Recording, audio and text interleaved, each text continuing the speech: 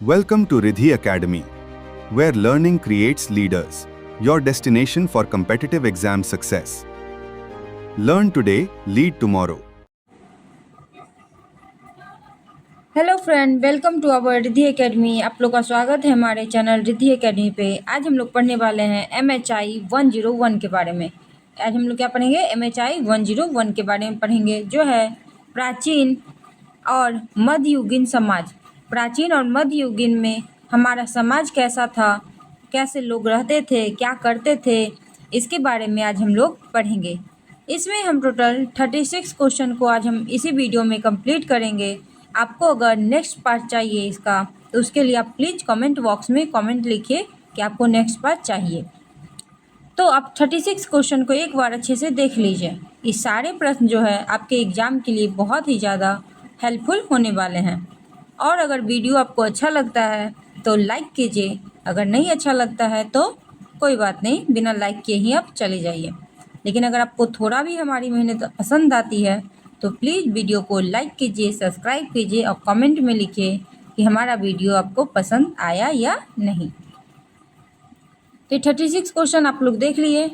अब हम लोग फर्स्ट क्वेश्चन से स्टार्ट करेंगे। ये फर्स्ट क्वेश्चन हमारा है, प्रारंभिक मेसोपोटामिया सभ्यता की महत्वपूर्ण विशेषता क्या थी? प्रारंभिक मेसोपोटामिया सभ्यता जो था उसमें महत्वपूर्ण विशेषता क्या थी, इसके बारे में हम लोग पढ़ेंगे कि प्रारंभ में मेसोपोटामिया सभ्यता में लोग कैसे रहते थे, क्या करते थे, इसके बारे में आज हम जानेंगे।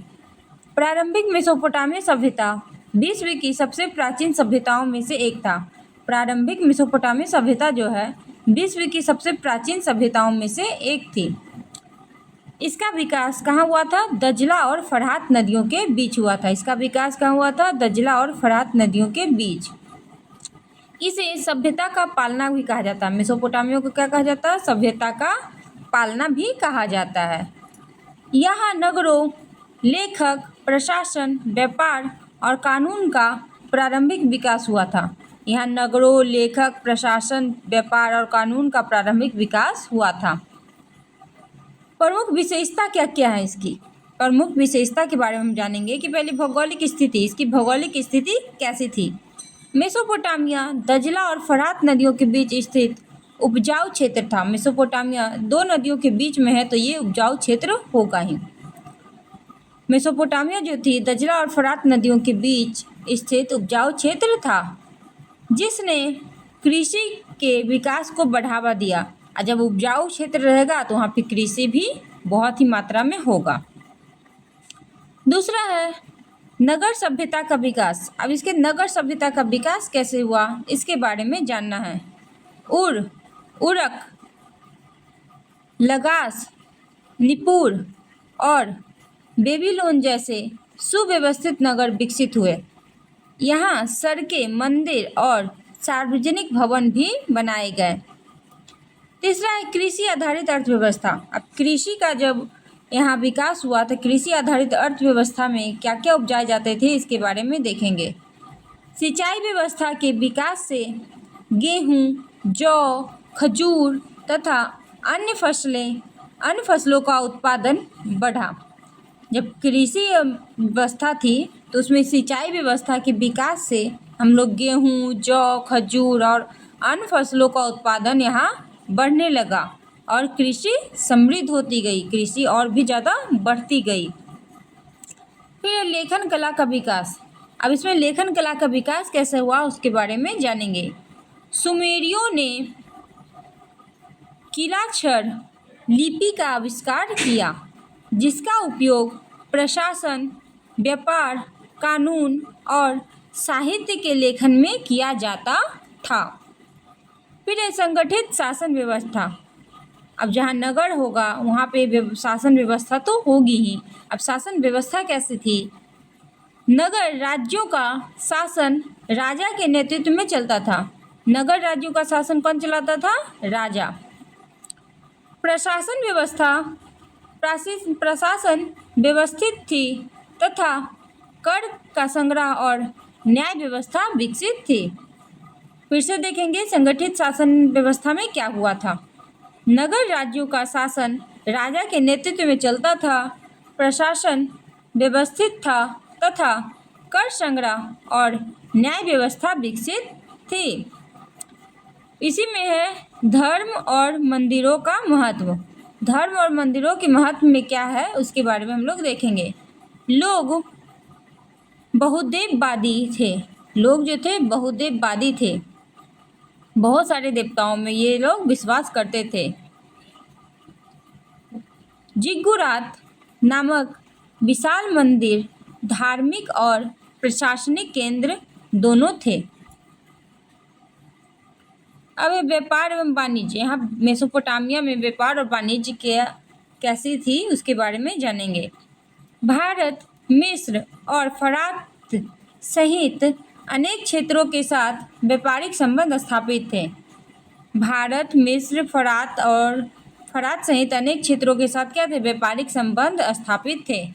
धातु, वस्त्र, अनाज और हस्तशिल्प का व्यापार होता था।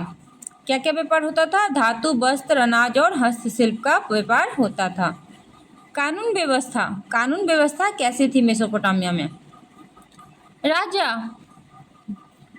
राजा जो थी हम्मुराबी ने प्रसिद्ध हम्मुराबी संहिता लागू की थी, जो विश्व की प्राचीनतम विधि संहिताओं में एक है। फिर विज्ञान और गणित का विकास। विज्ञान और गणित के विकास के बारे में पढ़ेंगे। 60 आधारित संख्या प्रणाली, खगोल विज्ञान, पंचांग निर्माण तथा ज्यामितीय का उल्लेखनीय विकास हुआ। इसमें क्या क्या हुआ? 60 आधारित संख्या प्रणाली, खगोल विज्ञान, पंचांग निर्माण तथा ज्यामितियों का उल्लेखनीय विकास हुआ।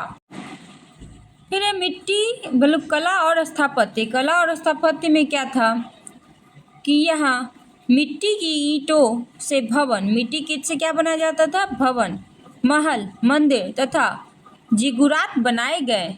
मूर्ति कला एवं शिल्प कला भी अत्यंत विकसित थी। महत्व। अब मेसोपोटामिया में ये सबके क्या महत्व थे? जितना विकास हुआ उसके महत्व के बारे में जानना है। विश्व की प्रथम नगरीय सभ्यता का विकास हुआ। कहाँ? मेसोपोटामिया में। मेसोपोटामिया में विश्व की प्रथम नगरीय सभ्यता का विकास हुआ। लेखन कला का प्रारंभ हुआ। कानून एवं प्रशासन की संगठित व्यवस्था स्थापित हुई। कृषि, व्यापार और विज्ञान में महत्वपूर्ण प्रगति हुई। बाद की अनेक सभ्यताओं के विकास की आधारशिला रही। मेसोपोटामिया की जो सभ्यता थी वो जितने भी सभ्यताओं का विकास हुआ उनकी वो आधारशिला रही थी। निष्कर्षता। मेसोपोटामिया जो थी उसके निष्कर्ष के बारे में हम लोग देखेंगे। प्रारंभिक मेसोपोटामिया सभ्यता ने मानव इतिहास को नगर निर्माण, लेखन, कानून, प्रशासन, विज्ञान और व्यापार जैसी अनेक क्षेत्रों में अमूल्य योगदान दिया। यही कारण है कि इसे विश्व सभ्यता के विकास का प्रारंभिक केंद्र माना जाता है। नेक्स्ट क्वेश्चन है, माया सभ्यता के पतन के उत्तरदायी संभावित कारणों की व्याख्या कीजिए। माया सभ्यता के पतन कैसे हुआ, उसके उत्तरदायी संभावित कारण क्या क्या थे उसके बारे में हम लोगों को व्याख्या करनी है। माया सभ्यता मध्य अमेरिकी की अत्यंत विकसित सभ्यता थी। माया सभ्यता जो थी मध्य अमेरिका की अत्यंत विकसित सभ्यता थी। यह गणित, खगोल विज्ञान, वास्तुकला और लेखन कला के लिए प्रसिद्ध थी। यह क्या था? गणित, खगोल विज्ञान, वास्तुकला और लेखन कला के लिए प्रसिद्ध थी। लगभग 8वीं-9वीं शताब्दी ईस्वी के बीच इसके अनेक प्रमुख नगरों का पतन होने लगा। 8वीं-9वीं शताब्दी ईस्वी के बीच इसके अनेक प्रमुख नगरों का पतन होने लगा। इतिहासकार इसके पतन के कई संभावित कारण बताते हैं। मुख्य बिंदु में है अत्यधिक जनसंख्या वृद्धि। बढ़ती जनसंख्या के कारण भोजन, जल और प्राकृतिक संसाधनों पर अत्यधिक दबाव पड़ा। पर्यावरण का विनाश, वनों की अंधाधुंध कटाई तथा भूमि के अत्यधिक उपयोग से पर्यावरणीय असंतुलन उत्पन्न हुआ। फिर से कृषि संकट, लगातार खेती और भूमि की उर्वरता घटने से कृषि उत्पादन में कमी आई तथा खाद्यान्न संकट पैदा हुआ। फिर लंबे समय तक सूखा, जलवायु परिवर्तन एवं लगातार पड़े सूखे ने जल स्रोत और कृषि दोनों को प्रभावित किया। पांचवा है आंतरिक युद्ध, माया नगर राज्यों के बीच निरंतर संघर्ष और युद्धों ने राजनीतिक स्थिरता को समाप्त कर दिया। इसके बाद है राजनीतिक अस्थिरता, शासकों के बीच सत्ता संघर्ष तथा कमजोर प्रशासन के कारण शासन व्यवस्था कमजोर पड़ गई। सातवां है आर्थिक गिरावट, इसमें व्यापार मार्गों में परिवर्तन तथा व्यापारिक गतिविधियों में कमी से अर्थव्यवस्था प्रभावित हुई। आठवां है सामाजिक असंतोष, भारी कर, श्रम का शोषण तथा संसाधनों की कमी के कारण जनता में असंतोष बढ़ा। नौवां है धार्मिक एवं सांस्कृतिक संकट, प्राकृतिक आपदाओं के बाद लोगों का शासकों और धार्मिक नेताओं पर विश्वास कम होने लगा। 10वां है अनेक कारणों का संयुक्त प्रभाव, इतिहासकार मानते हैं कि माया सभ्यता का पतन किसी एक कारण से नहीं बल्कि अनेक कारणों से संयुक्त प्रभाव से हुआ। माया सभ्यता का जो पतन है वो किसी एक कारण से नहीं बल्कि अनेक कारणों के संयुक्त प्रभाव से हुआ। निष्कर्षतः माया सभ्यता का पतन पर्यावरणीय संकट, जलवायु परिवर्तन, कृषि समस्याओं, युद्ध, राजनीतिक अस्थिरता और आर्थिक गिरावट जैसी अनेक कारणों का परिणाम था। यह घटना इस बात का उदाहरण है कि प्राकृतिक एवं मानवीय दोनों प्रकार के कारक किसी भी विकसित सभ्यता के पतन के कारण बन सकते हैं। निष्कर्ष को हम फिर से देखेंगे कि क्या होता है निष्कर्ष में। माया सभ्यता का पतन पर्यावरणीय संकट, जलवायु परिवर्तन, कृषि समस्याओं, युद्ध, राजनीतिक अस्थिरता और आर्थिक गिरावट जैसी अनेक कारणों का परिणाम था। यह घटना इस बात का उदाहरण है कि प्राकृतिक एवं मानवीय दोनों प्रकार के कारक किसी भी विकसित सभ्यता के पतन का कारण बन सकते हैं। नेक्स्ट क्वेश्चन देखेंगे हम लोग। 3rd नंबर क्वेश्चन है, उदाहरण सहित उस प्रक्रिया का वर्णन कीजिए जिसके माध्यम से कुछ खानाबदोश समूहों ने साम्राज्य स्थापित किए। उदाहरण सहित उस प्रक्रिया के बारे में बताना है जिसके माध्यम से कुछ खानाबदोश समूहों ने साम्राज्य स्थापित किए। भूमिका में लिखेंगे, इतिहास में अनेक खानाबदोश समूहों ने अपनी सैन्य शक्ति, नेतृत्व क्षमता तथा संगठन के बल पर विशाल साम्राज्यों की स्थापना की। ये समूह प्रारंभ में पशुपालन एवं घुमंतू जीवन व्यतीत करते थे, परंतु समय के साथ अस्थायी राजनीतिक शक्तियों में परिवर्तन हो गए। मुख्य बिंदु में देखेंगे कि क्या क्या हुआ। मजबूत सैन्य संगठन, खानाबदोश समाज घुड़सवार सेना और युद्ध कौशल में अत्यंत दक्ष थे। फिर था दूसरा में योग्य नेतृत्व, सक्षम नेताओं ने विभिन्न जनजातियों को एकजुट कर शक्तिशाली सैन्य संगठन बनाया।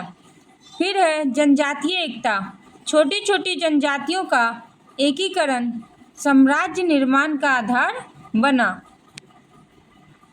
फिर है विजय अभियान, उन्होंने पड़ोसियों राज्यों पर विजय प्राप्त कर अपने क्षेत्र का विस्तार किया। 5वां है प्रशासनिक व्यवस्था का विकास, विजित क्षेत्रों में कर व्यवस्था, कानून तथा प्रशासन स्थापित किया गया। 6ठा है व्यापार मार्गों पर नियंत्रण, रेशम मार्ग जैसे महत्वपूर्ण व्यापारिक मार्गों पर अधिकार स्थापित कर आर्थिक शक्ति प्राप्त की। 7वां है स्थानीय परंपराओं को अपनाना, कई शासकों ने विजित क्षेत्रों की प्रशासनिक एवं सांस्कृतिक परंपराओं को स्वीकार किया। आठवां है उदाहरण के लिए मंगोल साम्राज्य क्या किया? चंगेज खान ने विभिन्न मंगोल जनजातियों को संगठित कर विश्व का सबसे विशाल स्थलीय साम्राज्य स्थापित किया। चंगेज खान ने क्या किया? विभिन्न मंगोल जनजातियों को संगठित कर लिया और विश्व का सबसे विशाल स्थलीय साम्राज्य की स्थापना कर दिए। फिर है उदाहरण में तुर्क एवं हुर्न। तुर्कों एवं तथा हुर्नों ने भी अपनी सैन्य शक्ति के आधार पर अनेक क्षेत्रों में शासन स्थापित किए। तुर्कों एवं हुर्नों ने भी क्या किए? अपनी सैन्य शक्ति के आधार पर अनेक क्षेत्रों में शासन स्थापित किए। फिर 10वां में है ऐतिहासिक महत्व। ऐतिहासिक महत्व में क्या हुआ कि इन साम्राज्यों ने व्यापार, संस्कृति तथा प्रशासनिक अवस्थाओं के प्रसार में महत्वपूर्ण योगदान दिया। क्या हुआ इस ऐतिहासिक महत्व में? इन साम्राज्यों ने व्यापार, संस्कृति तथा प्रशासनिक व्यवस्थाओं के प्रसार में महत्वपूर्ण योगदान दिया। निष्कर्षतः खानाबदोश समूहों ने सैन्य शक्ति, संगठन, प्रभावी नेतृत्व तथा प्रशासनिक क्षमता के आधार पर विशाल साम्राज्यों की स्थापना की और विश्व इतिहास की राजनीतिक तथा सांस्कृतिक दिशा को प्रभावित किया। क्या किए खानाबदोश समूहों ने सैन्य शक्ति, संगठन, प्रभावी नेतृत्व तथा प्रशासनिक क्षमता के आधार पर विशाल साम्राज्यों की स्थापना की और विश्व इतिहास की राजनीतिक एवं सांस्कृतिक दिशा को प्रभावित किया। नेक्स्ट क्वेश्चन देखेंगे हम लोग। नेक्स्ट में है क्वेश्चन में रोमन साम्राज्य में प्रारंभिक धार्मिक पंथों का विवरण प्रस्तुत कीजिए। रोमन साम्राज्य में प्रारंभिक धार्मिक पंथों का विवरण प्रस्तुत करना है। रोमन साम्राज्य में प्रारंभिक काल में अनेक धार्मिक पंथ प्रचलित थे। क्या थे? रोमन साम्राज्य में प्रारंभ काल में अनेक धार्मिक पंथ प्रचलित थे। रोमन धर्म बहुदेववादी था। रोमन धर्म क्या था? बहुदेववादी था तथा समय के साथ यूनानी, मिस्र और पूर्वी सभ्यताओं ने धार्मिक प्रभाव भी इसमें सम्मिलित हो गए तथा समय के साथ क्या हुआ? यूनानी, मिस्र और पूर्वी सभ्यताओं के धार्मिक प्रभाव भी इसमें सम्मिलित हो गए। मुख्य बिंदु में देखेंगे क्या क्या है। पहला है बहुदेववाद। बहुदेववाद में है क्या कि रोमन साम्राज्य में जो थे अनेक देवी देवताओं की पूजा किए करते थे। फिर है राज्य धर्म। धर्म और शासन का घनिष्ठ संबंध था तथा धार्मिक अनुष्ठानों को राजकीय संरक्षण प्राप्त था। राजधर्म में क्या था कि धर्म और शासन का घनिष्ठ संबंध था तथा धार्मिक अनुष्ठानों को राजकीय संरक्षण प्राप्त था। फिर है यूनानी प्रभाव। यूनानी प्रभाव में क्या होता था? रोमन देवताओं की पहचान यूनानी देवताओं से जुड़ गई। रोमन देवताओं की पहचान किससे जुड़ गई? यूनानी देवताओं से जुड़ गई। सम्राट पूजा में क्या होता था? कई रोमन सम्राटों ने देवतुल्य मानकर उनकी पूजा की जाती थी। कई रोमन सम्राटों को क्या होता था? देव के समान मानकर उनकी पूजा की जाती थी। सम्राट को ही देवता मानकर उनकी पूजा करने लगे थे लोग। मिथ्रा पंथ में क्या हुआ था? मिथ्रा पंथ में हुआ था कि यह सैनिकों में अत्यंत लोकप्रिय रहस्यवादी पंथ था। आइसिस पंथ देखेंगे। मिस्र की देवी आइसिस की पूजा रोमन साम्राज्य में व्यापक रूप से की जाती थी। मिस्र की देवी थी आइसिस। इसकी पूजा जो है रोमन साम्राज्य में व्यापक रूप से की जाती थी। ईसाई धर्म का उदय। प्रारंभ में ईसाइयों पर अत्याचार हुए। प्रारंभ में ईसाइयों पर क्या हुआ था? अत्याचार हुआ था, किंतु बाद में ईसाई धर्म रोमन साम्राज्य का प्रमुख धर्म बन गया। धार्मिक सहिष्णुता। रोमन साम्राज्य में अनेक धर्मों और पंथों का सह अस्तित्व देखने को मिला। रोमन साम्राज्य में क्या हुआ? अनेक धर्मों और पंथों का सह अस्तित्व देखने को मिला। मंदिरों का महत्व, मंदिरों के महत्व में क्या हुआ था? मंदिर धार्मिक, सामाजिक एवं सांस्कृतिक जीवन के प्रमुख केंद्र थे। मंदिर क्या थे? धार्मिक, सामाजिक और सांस्कृतिक जीवन के प्रमुख केंद्र थे। ऐतिहासिक महत्व में क्या हुआ था? इन धार्मिक परंपराओं ने यूरोप के धार्मिक एवं सांस्कृतिक इतिहास को गहराई से प्रभावित किया। इन धार्मिक परंपराओं ने क्या किया? यूरोप के धार्मिक एवं सांस्कृतिक इतिहास को गहराई से प्रभावित किया। निष्कर्षतः रोमन साम्राज्य के प्रारंभिक धार्मिक पंथ विविधता, सहिष्णुता और सांस्कृतिक समन्वय के प्रतीक थे। निष्कर्ष में क्या हुआ कि रोमन साम्राज्य के प्रारंभिक धार्मिक पंथ विविधता, सहिष्णुता और सांस्कृतिक समन्वय के प्रतीक थे। इन्होंने आगे चलकर यूरोप के धार्मिक विकास की आधारशिला रखी थी। ये आगे चल के क्या किए थे कि यूरोप के धार्मिक विकास की आधारशिला रखे थे। नेक्स्ट क्वेश्चन हम देखेंगे। नेक्स्ट क्वेश्चन में है, प्रारंभिक गुप्त युग में अभिजात तथा किसान वर्ग के परस्पर संबंधों का वर्णन कीजिए। प्रारंभिक गुप्त युग में अभिजात और किसान वर्ग के परस्पर संबंधों का वर्णन करना है। लोकतंत्र के उद्भव में इसकी क्या भूमिका है, इसके बारे में भी हम लोग को बताना है। इसकी भूमिका में देखेंगे, प्रारंभिक गुप्त युग में अभिजात वर्ग यानी भूमिपति, अधिकार और सामंत तथा किसान वर्ग के बीच आर्थिक एवं सामाजिक संबंधों ने भारतीय समाज और प्रशासन को गहराई से प्रभावित किया। भूमि व्यवस्था, कर प्रणाली तथा स्थानीय प्रशासन इन संबंधों के आधार थे। भूमिका को हम लोग फिर से देखते हैं। प्रारंभिक गुप्त युग में अभिजात वर्ग में क्या क्या लोग आते थे? भूमिपति, अधिकारी और सामंत तथा किसान वर्ग के बीच आर्थिक एवं सामाजिक संबंधों ने भारतीय समाज और प्रशासन को गहराई से प्रभावित किया। भूमि व्यवस्था, कर प्रणाली तथा स्थानीय प्रशासन इन संबंधों का आधार थे। मुख्य बिंदु में है, हम लोग को देखेंगे मुख्य बिंदु में क्या क्या है। मुख्य बिंदु में है कृषि व्यवस्था का महत्व, अभिजात वर्ग का भूमि पर नियंत्रण, किसानों द्वारा कर एवं उपज का भुगतान, भूमि दान की परंपरा, स्थानीय प्रशासन में अभिजात वर्ग की भूमिका, किसानों पर आर्थिक दायित्वों में वृद्धि, कृषि उत्पादन में किसानों का केंद्रीय योगदान, ग्राम सभाओं और स्थानीय संस्थाओं का विकास, ग्राम सभाओं एवं स्थानीय संस्थाओं का विकास, जन सहभागिता की प्रारंभिक परंपरा का विकास, स्थानीय स्वशासन और लोकतांत्रिक मूल्यों के विकास में इन संबंधों का अप्रत्यक्ष योगदान। मुख्य बिंदु को हम लोग फिर से देखते हैं कि मुख्य बिंदु में है क्या क्या। ये सारे जो है इनके मुख्य बिंदु में है।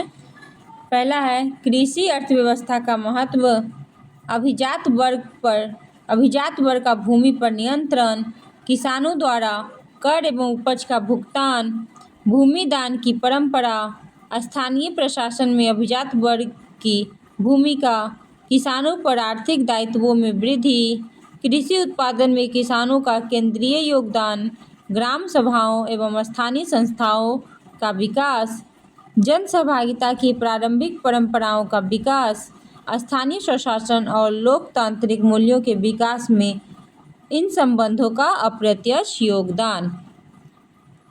निष्कर्षतः प्रारंभिक गुप्त युग में अभिजात एवं किसान वर्ग के संबंध मुख्यतः भूमि, कर और प्रशासन पर आधारित थे। इन संबंधों ने स्थानीय प्रशासन एवं जन भागीदारी की परंपरा को विकसित किया।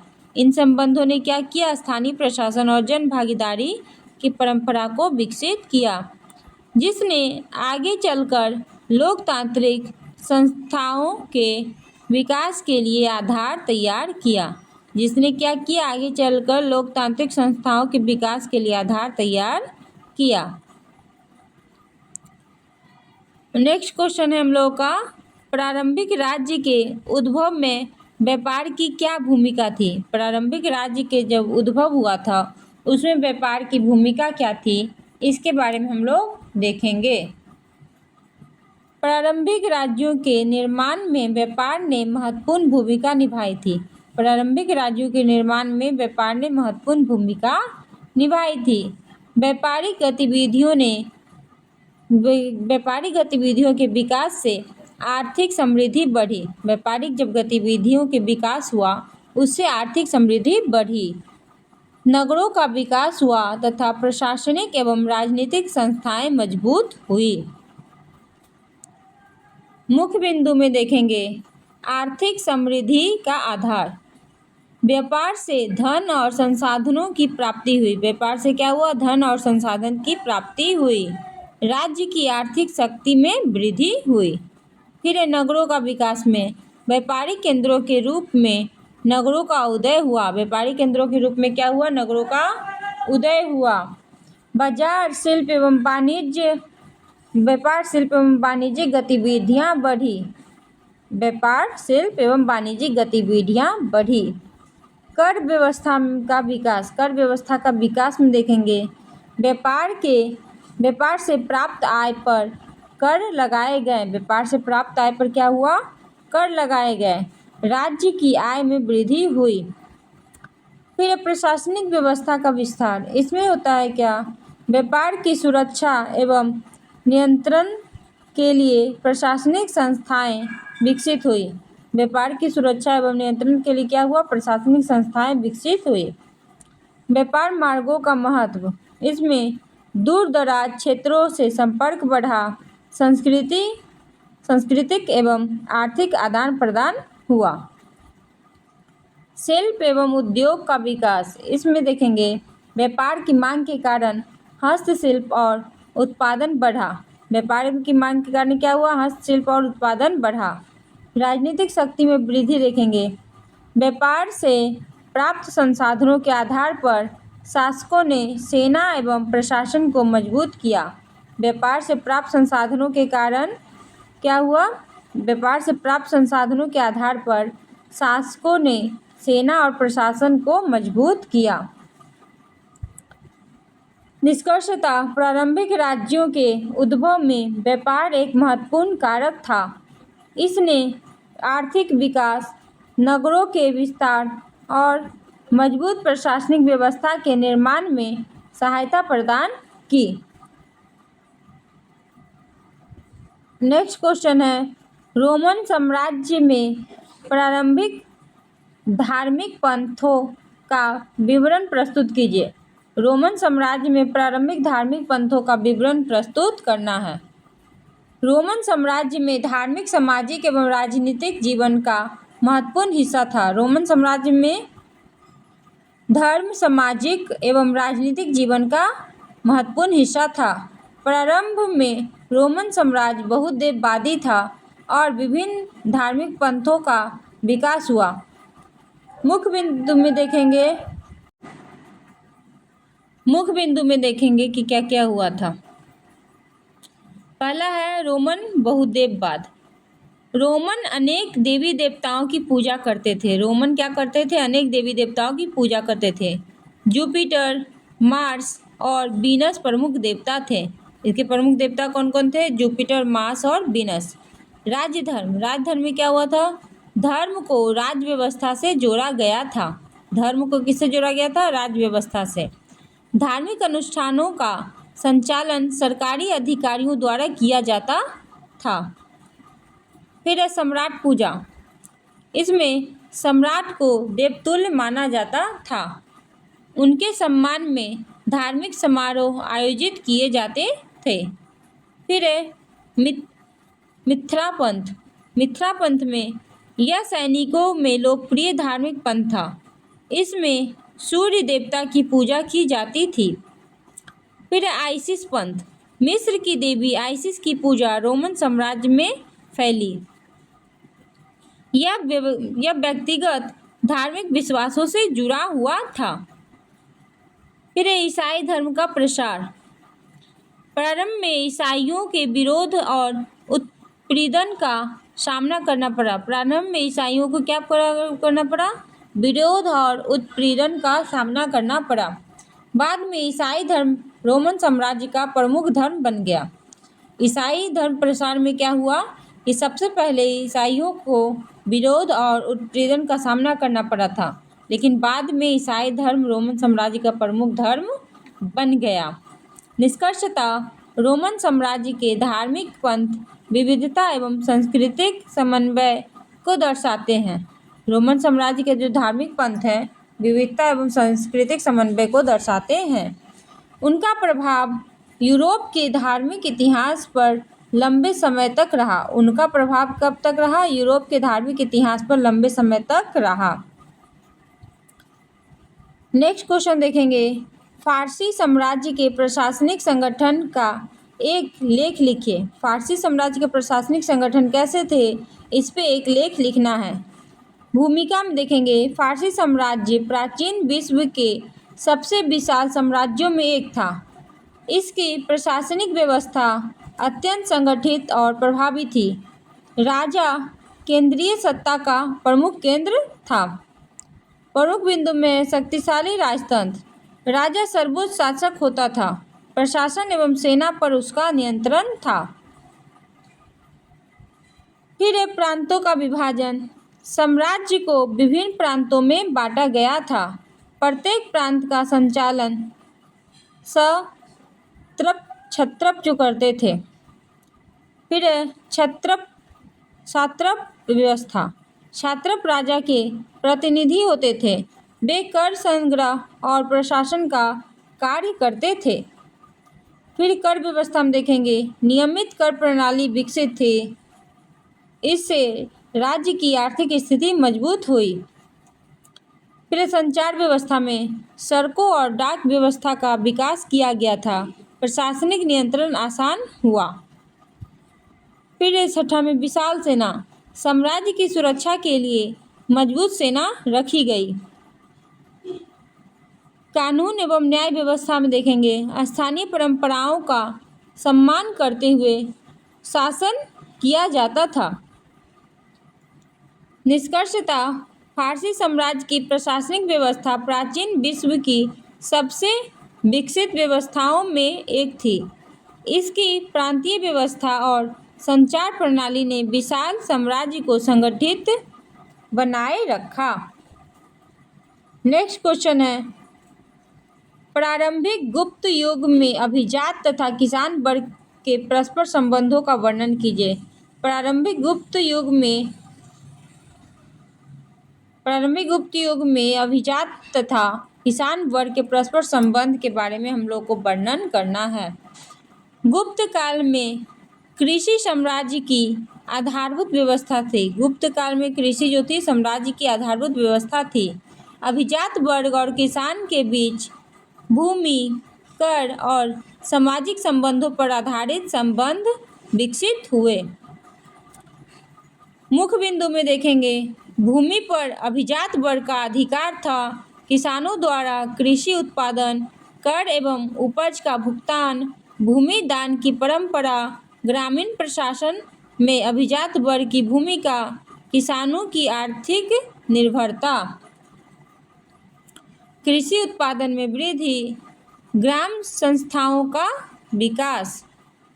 निष्कर्षतः गुप्त काल में अभिजात एवं किसान वर्ग के संबंध कृषि व्यवस्था पर आधारित थे। इन संबंधों ने ग्रामीण प्रशासन और सामाजिक संरचना को प्रभावित किया। नेक्स्ट क्वेश्चन हम लोग का, सामंतवाद पर वाद विवाद पर एक लेख लिखिए। सामंतवाद पर वाद विवाद पर एक लेख लिखना है। सामंतवाद मध्यकालीन समाज की एक महत्वपूर्ण व्यवस्था थी। सामंतवाद की थी मध्यकालीन समाज की एक महत्वपूर्ण व्यवस्था थी। इसमें भूमि के स्वामित्व, सैन्य सेवा और सामाजिक संबंधों के आधार पर राजनीतिक एवं आर्थिक व्यवस्था संचालित होती थी। सामंतवाद के पक्ष में विचार, सामंतवाद के पक्ष में विचार, प्रशासनिक व्यवस्था को मजबूत बनाया, स्थानीय शासन को बढ़ावा दिया, कृषि उत्पादन को संगठित किया, सुरक्षा व्यवस्था में सहायता की। सामंतवाद की आलोचना, सामंतवाद की आलोचना क्या क्या हुए? इसमें किसानों का शोषण हुआ, सामाजिक असमानता में वृद्धि हुई, राजनीतिक विखंडन हुए, आर्थिक विकास में बाधा पहुंची, सामंतों की शक्ति में वृद्धि हुई। निष्कर्षतः सामंतवाद ने मध्यकालीन समाज को संगठित करने में भूमिका निभाई। निष्कर्षतः क्या हुआ? सामंतवाद ने मध्यकालीन समाज को संगठित करने में भूमिका निभाई, लेकिन इसके कारण सामाजिक असमानता और किसानों के शोषण जैसी समस्याएं भी उत्पन्न हुई। इतिहासकारों में इसके स्वरूप और प्रभाव को लेकर मतभेद पाए जाते हैं।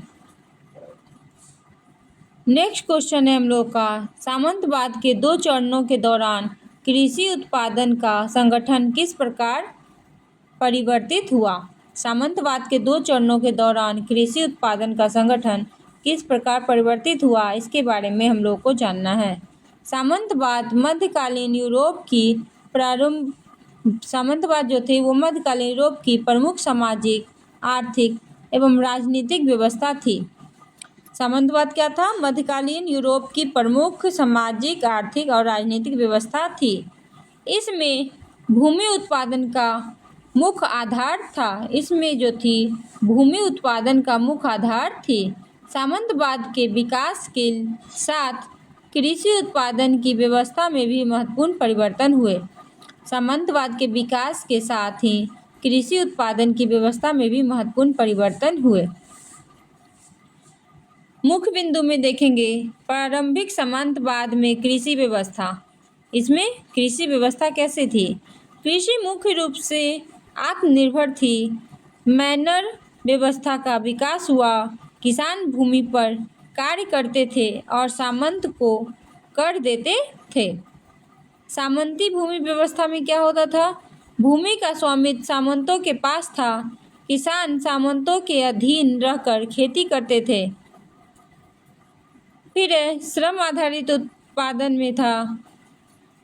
बेगार एवं श्रम सेवा की व्यवस्था प्रचलित थी। कृषि उत्पादन स्थानीय आवश्यकताओं तक सीमित था। बाद के चरण में परिवर्तन, बाद के चरण में क्या परिवर्तन आया? कृषि तकनीकों में सुधार हुआ। हल, घोड़े और नई कृषि विधियों का उपयोग बढ़ा। बाजार आधारित कृषि विकास पे क्या हुआ? अतिरिक्त उत्पादन बाजार में बेचे जाने लगा। व्यापारिक गतिविधियों में वृद्धि हुई। फिर किसान की स्थिति में परिवर्तन। किसान की स्थिति में क्या परिवर्तन हुए? कुछ किसान स्वतंत्र कृषक बनने लगे। सामंती नियंत्रण धीरे धीरे कमजोर हुआ। निष्कर्षतः सामंतवाद के प्रारंभिक चरण में कृषि व्यवस्था आत्मनिर्भर और सामंती नियंत्रण पर आधारित थी, जबकि बाद के चरणों में तकनीकी विकास, बाजार विस्तार और व्यापार के कारण कृषि उत्पादन में परिवर्तन आया। नेक्स्ट क्वेश्चन है हम लोग का, अमीर गणीय भूमि धारण के व्यापार तंत्र के उद्भव और उनकी सफलता के कारणों की व्याख्या कीजिए। मध्यकालीन समाज में भूमि धारण करने वाले अभिजात वर्ग ने कृषि उत्पादन और व्यापारिक गतिविधियों में महत्वपूर्ण भूमिका निभाई। उनके द्वारा नियंत्रित भूमि और व्यापारिक नेटवर्क आर्थिक शक्ति का आधार बने। मुख्य बिंदु में देखेंगे भूमि पर नियंत्रण। अभिजात वर्ग के पास विशाल भूमि होती थी। भूमि से प्राप्त आय उनकी आर्थिक शक्ति का मुख्य स्रोत था। फिर दूसरा है कृषि अधिशेष का उपयोग। अतिरिक्त कृषि उत्पादन को व्यापार के लिए उपयोग किया गया। इससे व्यापारिक गतिविधियां बढ़ी। तीसरा है व्यापारिक नेटवर्क का विकास। तीसरा है हम लोग का व्यापारिक नेटवर्क का विकास। स्थानीय एवं दूरस्थ बाजारों से संबंध स्थापित किए गए, वस्तुओं का आदान प्रदान बढ़ा। चौथा है राजनीतिक संरक्षण। इसमें शासकों से प्राप्त अधिकारों ने उनकी स्थिति मजबूत की। 5वां है परिवहन एवं बाजार का विकास। व्यापार मार्गों और बाजारों के विस्तार से लाभ मिला। 6ठा है आर्थिक संसाधनों का संचय। व्यापार एवं भूमि से प्राप्त धन उनकी शक्ति बढ़ाई। व्यापार और भूमि से प्राप्त धन ने उनकी शक्ति बढ़ाई। निष्कर्षतः अभिजात भूमिधारकों की सफलता भूमि नियंत्रण, व्यापारिक संबंधों, राजनीतिक संरक्षण और आर्थिक संसाधनों के प्रभावी उपयोग पर आधारित थी। नेक्स्ट क्वेश्चन है 10वीं शताब्दी तक मध्य एशिया को इस्लाम के उदय ने किन तरीकों से प्रभावित किया। 10वीं शताब्दी तक मध्य एशिया को इस्लाम के उदय ने किस तरीकों से प्रभावित किया, इसके बारे में हम लोग को बताना है। इस्लाम का उदय 7वीं शताब्दी में अरब क्षेत्र में हुआ था। इस्लाम का उदय कब हुआ था? 7वीं शताब्दी में अरब के क्षेत्र में हुआ था। इनके प्रयास ने मध्य एशिया के राजनीतिक, सामाजिक, आर्थिक और सांस्कृतिक जीवन को गहराई से प्रभावित किया। इसके मुख्य बिंदु में देखेंगे राजनीतिक परिवर्तन। राजनीतिक में क्या क्या परिवर्तन हुए? मुस्लिम शासकों का विस्तार हुआ, नए प्रशासनिक ढांचे विकसित हुए। फिर है धार्मिक परिवर्तन। बड़ी संख्या में लोगों ने इस्लाम को स्वीकार किया, इस्लामी संस्थाओं का विकास हुआ। तीसरा है सांस्कृतिक प्रभाव। अरबी एवं फारसी भाषा का प्रभाव बढ़ा, शिक्षा और साहित्य का विकास हुआ। फिर चौथा है व्यापार विस्तार। इस्लामी व्यापार नेटवर्क मजबूत हुआ, मध्य एशिया महत्वपूर्ण व्यापारिक केंद्र बना। फिर है नगरों का विकास। व्यापारिक एवं धार्मिक केंद्रों के रूप में नगर विकसित हुए। ज्ञान विज्ञान के विकास में है गणित, चिकित्सा, खगोल विज्ञान को बढ़ावा मिला। निष्कर्षतः इस्लाम के उदय ने मध्य एशिया को राजनीतिक, धार्मिक और सांस्कृतिक रूप से परिवर्तित किया तथा इसे इस्लामी विश्व का महत्वपूर्ण हिस्सा बना दिया। नेक्स्ट क्वेश्चन है मध्यकाल के कस्बों के उद्भव पर संक्षिप्त चर्चा कीजिए। मध्यकाल के कस्बों के उद्भव पर संक्षिप्त चर्चा करनी है। मध्यकाल में व्यापार, शिल्प और प्रशासनिक गतिविधियों के विकास के कारण कस्बों का उदय हुआ। ये कस्बे आर्थिक एवं सामाजिक जीवन के महत्वपूर्ण केंद्र बन गए। मुख्य बिंदु में देखेंगे व्यापार का विस्तार। बाजारों और व्यापारिक मार्गों के विकास से कस्बे विकसित हुए। शिल्प उत्पादन में देखेंगे कारीगरों और शिल्पकारों के केंद्र के रूप में कस्बों का विकास हुआ। प्रशासनिक केंद्र में देखेंगे कई कस्बे शासन और कर संग्रह के केंद्र बन गए। धार्मिक महत्व क्या हुआ इसका कि मंदिर, मस्जिद, धार्मिक संस्थाओं के आसपास कस्बे विकसित हुए। जनसंख्या वृद्धि। रोजगार और व्यापार के अवसर के कारण लोग कस्बों में बसने लगे। सांस्कृतिक विकास में क्या हुआ? कस्बे शिक्षा, कला, संस्कृति के केंद्र बने। निष्कर्षतः मध्यकालीन कस्बों ने आर्थिक विकास, व्यापार, शिल्प और सांस्कृतिक आदान प्रदान में महत्वपूर्ण भूमिका निभाई। नेक्स्ट क्वेश्चन है भारत में एक व्यापारिक समूह के रूप में बंजारों का एक विवरण प्रस्तुत कीजिए। भारत में एक व्यापारिक समूह के रूप में बंजारा किस प्रकार रहते थे, क्या करते थे, उनके बारे में विवरण हम लोग को प्रस्तुत करना है। बंजारे भारत के प्रमुख घुमंतू व्यापारिक समुदायों में एक थे। बंजारे कौन थे? भारत के प्रमुख घुमंतू व्यापारिक समुदायों में एक थे। वे लंबी दूरी के व्यापार में महत्वपूर्ण भूमिका निभाते थे। वे लंबी दूरी के व्यापार में महत्वपूर्ण भूमिका निभाते थे। विभिन्न क्षेत्रों के बीच वस्तुओं के परिवहन का कार्य करते थे। विभिन्न क्षेत्रों के बीच वस्तुओं के परिवहन का कार्य करते थे। मुख्य बिंदु में देखेंगे व्यापारिक भूमिका। बंजारे अनाज, नमक और अन्य वस्तुओं का व्यापार करते थे। परिवहन व्यवस्था में बैलों के बड़े समूह के माध्यम से सामान पहुंचाते थे। लंबी दूरी के व्यापार में वे गांवों, कस्बों और सैन्य शिविरों तक वस्तुएं पहुंचाते थे। सैन्य सहायता में मुगल काल में वे सेनाओं को रसद उपलब्ध कराते थे। सामाजिक संगठन में देखेंगे उनका अपना समुदाय संगठन और नेतृत्व व्यवस्था होती थी। आर्थिक महत्व में देखेंगे उन्होंने विभिन्न क्षेत्रों के बाजारों को जोड़ने में सहायता की। आर्थिक महत्व में क्या क्या उन्होंने विभिन्न क्षेत्रों के बाजार को जोड़ने में सहायता की। निष्कर्षतः बंजारे भारतीय व्यापार व्यवस्था के महत्वपूर्ण अंग थे। बंजारे क्या थे? भारतीय व्यापार व्यवस्था के महत्वपूर्ण अंग थे। उन्होंने परिवहन, व्यापार और आर्थिक संपर्कों के विकास में महत्वपूर्ण योगदान दिया। नेक्स्ट क्वेश्चन है हम लोग का, विज्ञान एवं प्रायोगिक विधि के विकास में गैलीलियो ने किस प्रकार योगदान दिया? विज्ञान और प्रायोगिक विधि के विकास में गैलीलियो ने किस प्रकार योगदान दिया, इसके बारे में हम लोग को जानना है। गैलीलियो जो थे 1564 से 1642 ईस्वी, यानी गैलीलियो का ये जन्म हुआ था 1564 में और मृत्यु हुई थी 1642 ईस्वी में। गैलीलियो आधुनिक विज्ञान के प्रमुख वैज्ञानिक में से एक थे।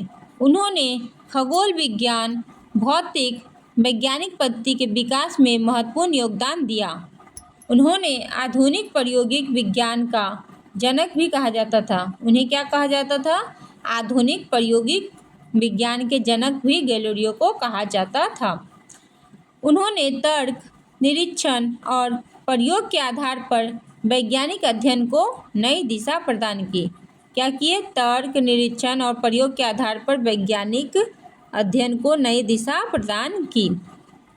गैलीलियो के प्रमुख योगदान में थे वैज्ञानिक पद्धति का विकास।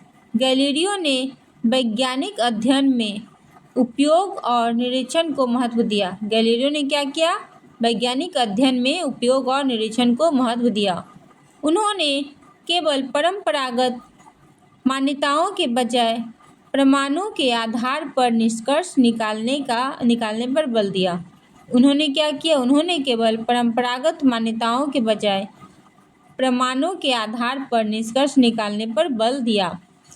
दूरबीन में सुधार। दूरबीन में क्या सुधार किया? उन्होंने दूरबीन को अधिक शक्तिशाली बनाया। गैलीलियो ने ही दूरबीन का आविष्कार किया था। इसके माध्यम से खगोलीय पिंडों का विस्तृत अध्ययन किया गया। खगोलीय खोज में उन्होंने क्या किया? उन्होंने चंद्रमा की सतह पर पर्वत और गड्ढे की खोज की। चंद्रमा की सतह पर पर्वत और गड्ढे की खोज भी गैलीलियो ने की। बृहस्पति के 4 उपग्रह की खोज भी गैलीलियो ने की। शुक्र ग्रह के चरणों का अध्ययन भी किया। फिर है सूर्य केंद्रित सिद्धांत का समर्थन। उन्होंने कोपरनिकस के सूर्य केंद्रित सिद्धांत का समर्थन किया। जो कोपरनिकस ने बताया कि सूर्य केंद्र में है और सभी ग्रह उनके चक्कर लगाते हैं, इसका सिद्धांत का समर्थन भी गैलीलियो ने किया। इससे पृथ्वी केंद्रित पुराने विचारों को चुनौती मिली। भौतिक विज्ञान में योगदान। भौतिक विज्ञान में उन्होंने क्या योगदान दिया? गैलीलियो ने गति के नियमों का अध्ययन किया, गिरती हुई वस्तु और जड़त्व के सिद्धांत पर महत्वपूर्ण कार्य किए। गिरती हुई वस्तु और जड़त्व के सिद्धांत पर गैलीलियो ने ही काम किया था, इसलिए हम उसे गैलीलियो का सिद्धांत भी कहते हैं। फिर प्रयोग आधारित अध्ययन। प्रयोग आधारित अध्ययन में क्या किया? उन्होंने प्रयोग द्वारा वैज्ञानिक सिद्धांतों की पुष्टि करने की परंपरा स्थापित की। उन्होंने क्या किया? प्रयोग द्वारा वैज्ञानिक सिद्धांतों की पुष्टि करने की परंपरा स्थापित की। वैज्ञानिक और तर्कवाद को बढ़ावा। वैज्ञानिक और तर्कवाद को बढ़ावा में क्या किया? उन्होंने वैज्ञानिक सोच और आलोचनात्मक दृष्टिकोण को प्रोत्साहित किया। उन्होंने क्या किया? वैज्ञानिक सोच और आलोचनात्मक दृष्टि को प्रोत्साहित किया। महत्व। अब क्या महत्व निकला इतने उनको प्रयोग करने से? आधुनिक भौतिक के विकास में सहायता मिली, वैज्ञानिक अनुसंधान की नई विधि विकसित हुई, खगोल विज्ञान में क्रांतिकारी परिवर्तन आया। निष्कर्षतः गैलीलियो ने प्रयोग, निरीक्षण और तर्क के आधार पर आधुनिक वैज्ञानिक पद्धति को मजबूत बनाया। निष्कर्षतः क्या हुआ कि गैलीलियो के प्रयोग ने निरीक्षण तर्क के आधार पर आधुनिक वैज्ञानिक पद्धति को मजबूत बनाया। उनके योगदान ने विज्ञान के विकास को नई दिशा और उन्हें आधुनिक विज्ञान के Thank you for watching this video. For complete exam preparation, subscribe to Riddhi Academy. Learn today, lead tomorrow.